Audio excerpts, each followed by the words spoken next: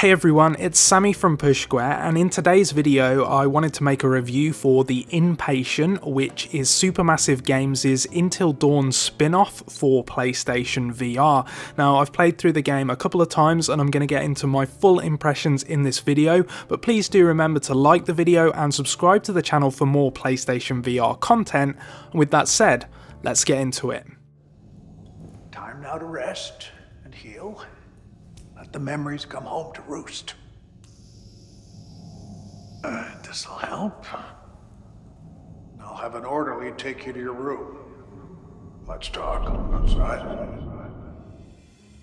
Okay, so Until Dawn's breakout success has spawned all sorts of spin-offs, and I don't think any of them have really captured the essence of the original teen slasher.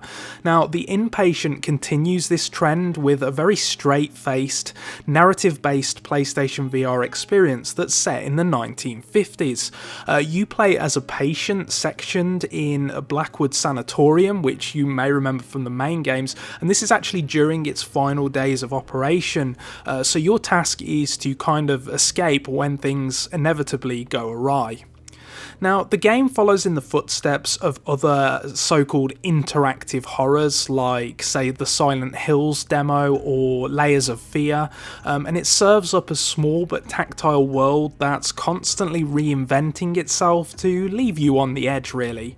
Unlike the rail shooter Until Dawn Rush of Blood, this is more about story than action, and the dialogue decisions from the main game play a big part in its plot development. So while it'll only take you about 2 hours to see the entire story through, Supermassive Games has packed this Fear Fest with replay value. I've played through the campaign twice now, and while the through line remains roughly the same, I've seen even the entire genders of characters changed based upon some of the decisions that I've made. And if I look at the trophy list, I can see that there's like a healthy number of permutations to the plot, some of which I have no idea how you unlock. But one of the problems with the game is that it really fails to keep the butt-clenching tension of its opening hour alive. While that first hour is really unnerving, and it's filled with random jump scares that will leave you cursing the developer under your breath, but it means that you're always on the edge of your seat. And then towards the end of the game, it just goes completely flat, and honestly it feels really rushed. It's almost like it's sprinting towards a conclusion and doesn't really have anything interesting left to say.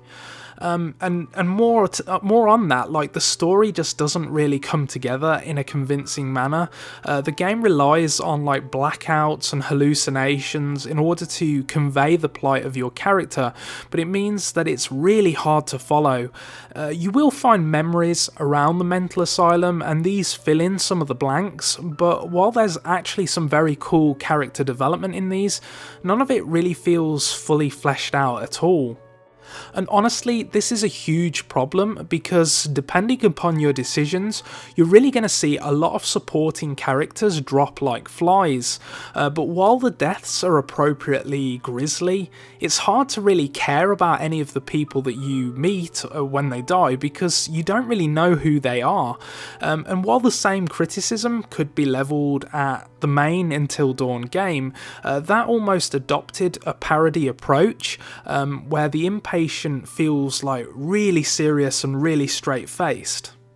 To add to that, none of the outcomes that I've seen so far feel particularly fulfilling either. There is one neat finale that attaches the narrative to the original story or the main game, but the others that I've seen anyway have been really anticlimactic. I should stress that I haven't experienced every possible permutation of the plot at the time of typing, but I think if you need to follow a particular path to get a satisfying conclusion, then it almost defeats the purpose of the game entirely.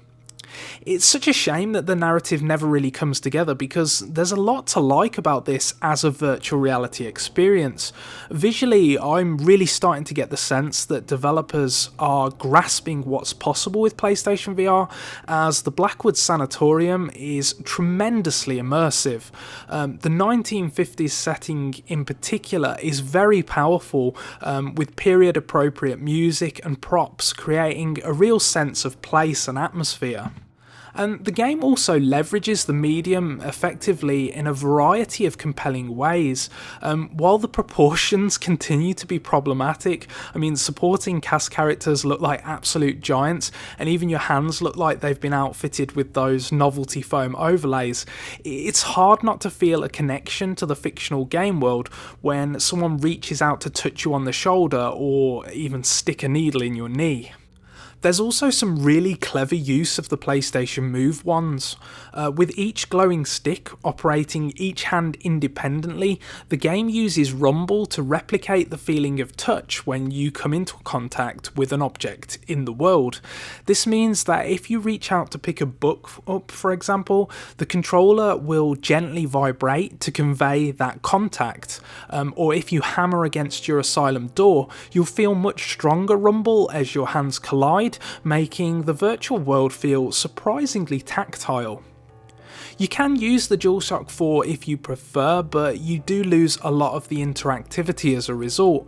Practically everything in the game world can be picked up and examined with the Move wands, while the standard controller strips away a lot of this functionality. Without analog sticks, there's a definite learning curve to movement with the motion controllers, but it's easy to adjust to, and the slow pace of the title accommodates the setup well. One other really nifty feature is the inclusion of voice commands, so while you're able to select dialogue options purely by looking at the answers you want to give, you're also able to kind of speak your responses aloud if you want that added immersion. I found this functionality to work flawlessly, though I think your mileage may vary depending upon the environment you're playing in. I mean, too much background noise will probably confuse the technology and it'll end up breaking as a result. So all in all, I think the Inpatient's strong opening is undone by a really rushed finale, and while the various plot permutations add replayability, they come at the cost of a truly fulfilling narrative. Now, as a PlayStation VR experience, this is a fine looking spook 'em up with some neat innovations that help to create a very tactile world, but the story is far too fragmented and frankly flat to do justice to the universe that it's inspired by. But let me know if you're planning to pick up the game in the comments section below. I'll be happy to answer any questions you have, and remember to like the video and subscribe to the channel for more PlayStation VR content. I'll also be uploading a separate video talking about the Inpatient's various control options, so check that out if you want to know more about the way it works with the PlayStation Move or the DualShock 4. But with that said, until next time, thank you so much for watching.